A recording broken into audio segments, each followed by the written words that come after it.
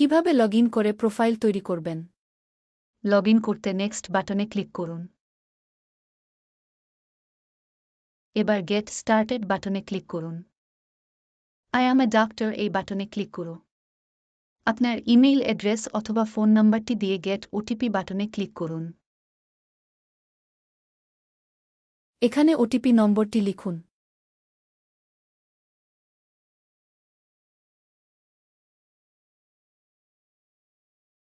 আপনার লগইন সম্পন্ন হয়েছে।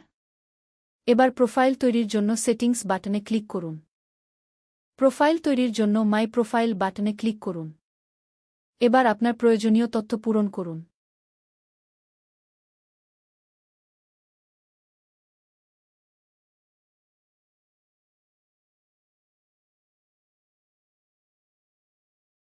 আপনার এমবিবিএস ও অন্যান্য ডিগ্রি অ্যাড ডিগ্রি বাটনে ক্লিক করে যোগ করুন। ধন্যবাদ।